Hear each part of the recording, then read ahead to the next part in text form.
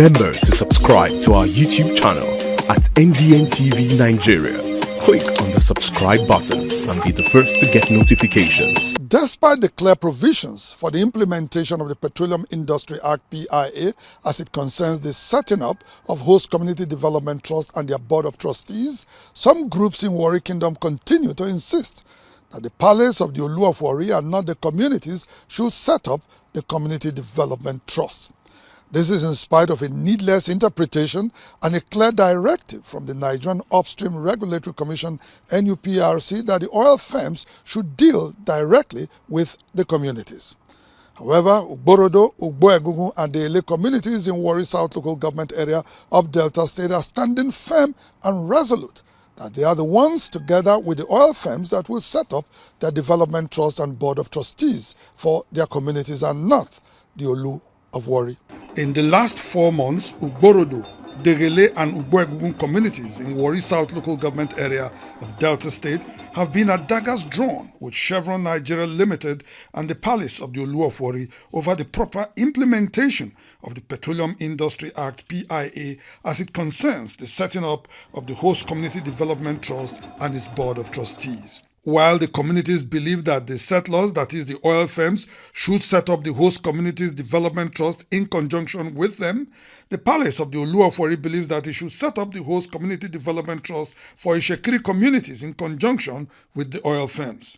This difference of opinion between the communities and the Olu of Warri palace is responsible for the crisis with the oil firms, as both parties try to muscle the oil firms to see the situation from their perspective. In the last 4 months, there have been several protests, counter-protests, demonstrations, and outright shutdowns of oil company facilities, all in a bid to get the oil companies to respond positively to their demands. In the midst of this crisis, the NUPRC, the Nigerian Upstream Regulatory Commission, had always waded into the matter as part of attempts to settle the rift. At least on 2 occasions, the NUPRC had held tripartite meetings with the different parties with a view to resolving the conflict. After its last meeting at its corporate headquarters in Abuja 2 weeks ago, the NUPRC came out with a clear directive that the oil firms should deal directly with the host communities in the setting up of the Host Community Development Trust and its board of trustees. The settler, Chevron, and the host communities should re-examine the names and unanimously resolve on the names for the HCDT. Chevron Nigeria Limited transmits to the Commission a report on the implementation of the rulings within 2 weeks. The report should be fully signed and certified by representatives of both parties, Chevron and the host community.